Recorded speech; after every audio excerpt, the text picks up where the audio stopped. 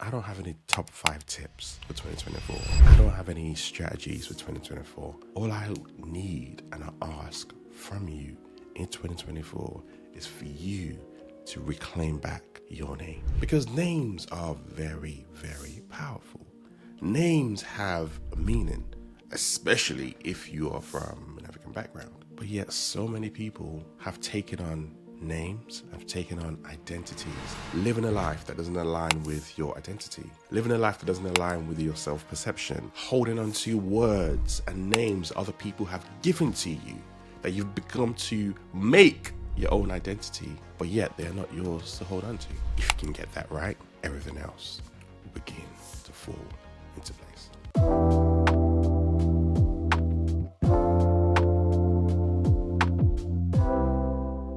You, yes you, are currently a Jane Doe, and in 2024, you need to rediscover your name. My name is Sope Agbelusi. Happy New Year. Welcome to 2024 and welcome to the Everyday Leadership Podcast. In case you don't know who I am the host of this podcast. I'm the founder of MindsetShift, an exec coach and leadership development company. And rather than coming in with 5 tips and 10 strategies of what to do in 2024, I thought I'd go a different angle. I thought I would lean in with names. Because names are very, very powerful. Names have a meaning, especially if you are from an African background. But yet so many people have subconsciously adapted a John or Jane Doe name. For those who don't know what that is, John or Jane Doe names are multiple placeholders that tend to be used in the US and the UK, in the Western world, when a name of a person is unknown or intentionally concealed. And I feel in 2024, we need to reclaim our names. Like I said just a couple of minutes ago, names are powerful. My name is Sope Agbelusi. As a Nigerian, when you're born, you are given a name that has a meaning. You're given a name that has a prophecy over your life. My name, Sope Agbelusi, means to give thanks to God. Now, I remember sharing this last year, my last fireside chat I had. I remember being 18, 19, and I was at university, but I was also looking for jobs at that point in time. And I remember speaking to a recruiter, and it was like, haven't you got a different name that you can use? Haven't you got like a Christian name, a Western name? Because your name is going to hold you back. And I heard that repeatedly all the way throughout my corporate career. And I remember always having to not only go back to other people, but go back to myself and remind me the true value of my name. Sope Agbelusi, give thanks to God. And what that really means to me is whether things are good, whether things are bad, I am thankful and I'm grateful. It allows me to be able to navigate the ups and downs, the mountain moments and the valley moments in my lifetime. It gives me a sense of calmness. It gives me a sense of peace. That's my name. That's an identity that I was given by my parents, an identity that I own. But yet so many people have taken on names, have taken on identities which are not theirs, and they have forgotten their name. And what that means, or what that begins to create, is a psychological impact on living a life that doesn't align with your identity, living a life that doesn't align with your self-perception, living a life where your confidence is low, your mental health is shot, all because you are holding on to words and names other people have given to you that you've become to make your own identity, but yet they are not yours to hold on to. I remember working with a client. He went from director to VP. And the biggest shift that we had to make was him shifting his mindset and shifting the mentality over something a manager 8 years ago told him about himself. 8 years. The manager basically had a what's called a performance review, and he told him, you're not good at this, you're not good at that, you have a lot of ego, you're proud, you're boastful. He basically just read him to filth. And this guy didn't stop and think, is this actually true? Where does this feedback come from? The teams I'm leading at that point in time, is this their perspective? Because he had never heard that feedback any time before that. He didn't hear that feedback any time again. Yet, those words became his identity. And he played small for 8 years. Even though on the outside, it didn't look like it. On the outside, he was doing great. He was still leading teams. He was progressing, shall I say, but not progressing fast enough. Because in that 1 year we worked together, and eventually that came up. We had that conversation, and he was able to reframe that conversation. He was able to separate the emotion, which had held him really, really tightly, and lean into the logic. He was able to look at the experiences, his track record, and so much stuff. We were just able to unravel all of that. He moved. Directed the VP, boom, just like that. I remember coming back, and he's like, not only am I moving different, my wife can see a difference in me. He's like, I never knew it was that. He's like, I didn't even think of it. It literally came up randomly in a conversation that we were having, and I double clicked on it and linked into it, and we started to explore that. And that was the unlock for him. He couldn't think about what it was. 8 years. Can you imagine that? I say, can you imagine that? But then the truth is, a lot of us take on identities. We take on names that are not ours to carry. When people say things about us, we hold on to them like gospel, especially when it's people that we love, we care, we look up to. And we don't stop and really sit in it and analyze, actually, this is mine to do something with, this is mine to let go of. Actually, is this someone else's baggage that they put it on me? Or do I really need to do something with this? And it's important to be able to pay that, in a dialogue, attention. I remember there's this quote that I remember hearing years ago, and it says, you're not defined by what people think about you or what they whisper about you behind your back. You are not defined by what people think about you or what they whisper about you behind your back. Yet, so many of us hold on to that. And that's why I said at the start, I don't have any top 5 tips for 2024. I don't have any strategies for 2024. All I need and I ask from you in 2024 is for you to reclaim back your name, reclaim back your identity, reclaim back who you were born and who you were made to be. You don't need to be Nigerian to have a name like mine, but you do have a name. You do have a calling over your life. And the more that you can step into that name in 2024, the more you can step into your greatness. I remember watching this video from Steph Curry. It was a video where it was a scout report about how he wasn't going to be great. Check it out right here.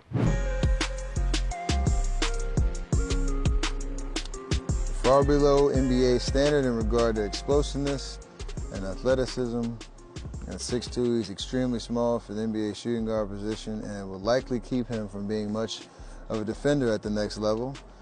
Struggles defensively, getting around screens, can overshoot and rush into shots from time to time, needs to add some muscle to his upper body, but appears as though he'll always be skinny. A for effort.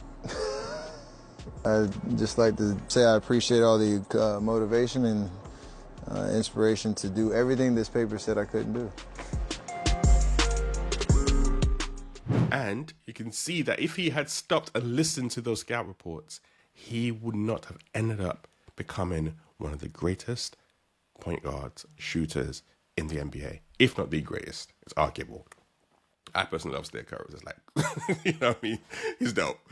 But that's just an example of how we can easily stop our greatness by listening to the wrong person, by listening to the wrong words, by taking on a name that is not ours to take on.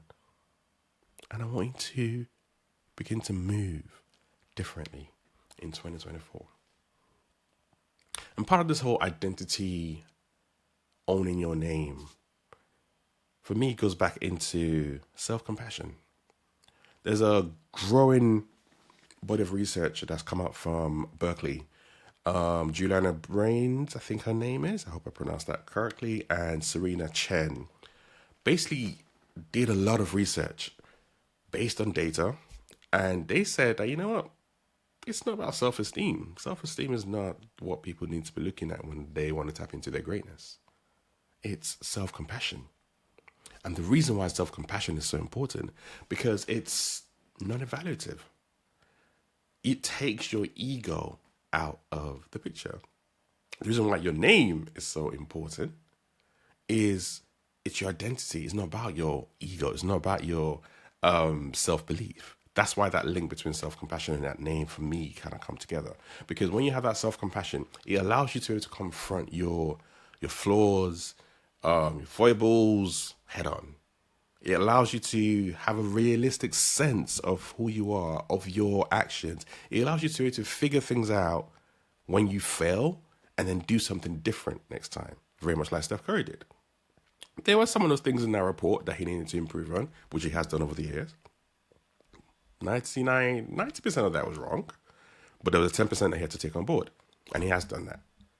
What ends up happening for a lot of us is we heavily lean into listening to the 90% that we should not have listened to and ignoring the 10% that, which is the difference. I hope that math's going to make sense. Yeah, if it does, if it doesn't, hope you understand what I'm trying to say. Your name, your identity is what you need to take hold of in 2024. And then you need to anchor all of that with self-compassion. Self-compassion says, things aren't going to go wrong. I'm not going to be perfect. I'm going to mess up.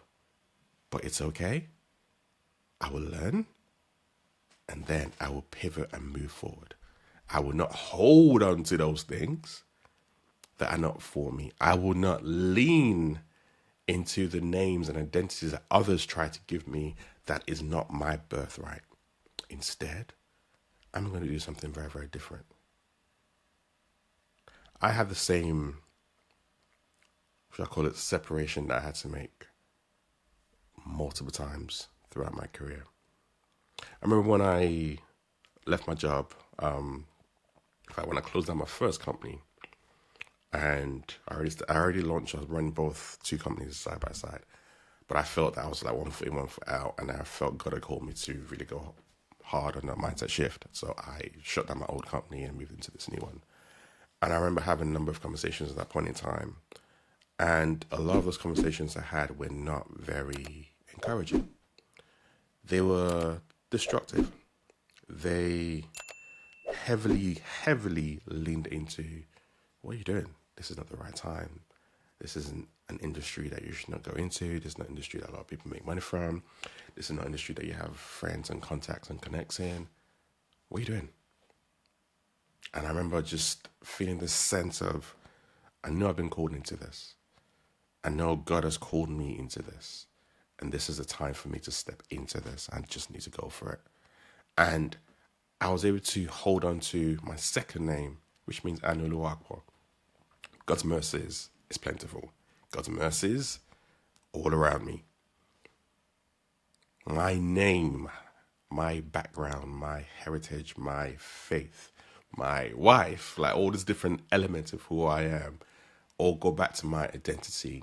And I was able to hold on to those things as anchors for me, which is something I'm going to talk about in a different podcast, the importance of anchors.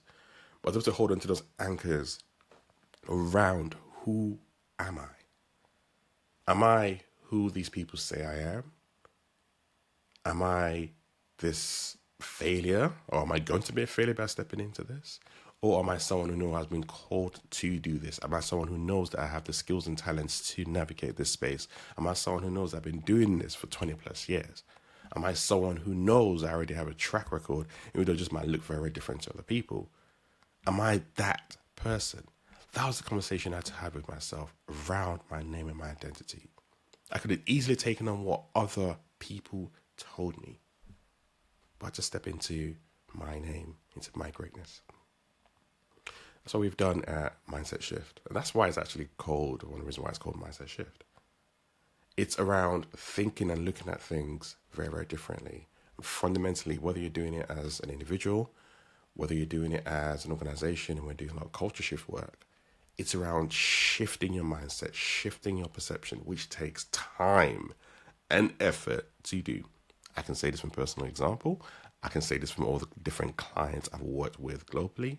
It is not easy to shift a person's mindset. However, once you do that, you are on to a winner. Once you do that, you just see the growth, you see the elevation, you see the growth, the progress. That's what happens when you have a mindset shift. That's what my clients get every single time when they work with us as an organization. Every single time. It takes time, but it works. But that's what I want you to have in 2024. The audacity to no longer be a John Doe or a Jane Doe, but to be who you were called to be. And in fact, just today I was reading day 6 of the 100-day devotional. Boom! If you haven't got it yet, go and order it. The website details is going to appear below. Get it for this year. Get it for your friends. Get it for your family. It's an amazing, amazing book. Whether you're a Christian or not, actually, it's really, really helpful. And I'm just saying that. There's a lot of feedback coming back from people about how great it really has been. But today I was reading. There was a question that I had put in that journal that I had completely forgotten about. But it came back to me today. And the question was, what would your life look like if you operated from a place of freedom? Where do you not need validation, where you do not need validation from society, but operate in the fullness of who God has made you to be? What would your life look like if you operate from a place of freedom, where you do not need validation from society, but operated in the fullness of who God made you to be? Whether you're a Christian or not, doesn't really make a difference. The sentiment is the same. What would it look like if you were free, uninhibited, unshackled, unchained, walking in your full audacity, authenticity, your name? That is what 2024 should be about for you. If you can get that right, everything else will begin to fall into place. I look forward to the amazing, amazing guests that are coming up this year. You're going to love them. I'd love to hear your feedback. So please send me an email at hello@mindsetshift.co.uk. We'd love to hear feedback. We'd love to hear guests that you want us to have on the show, and we'll definitely take that into consideration. But remember, you are not who others says you are. You are who God says you are. That's how I'm leaving this. I will see you all in 2024. Enjoy the rest of your day.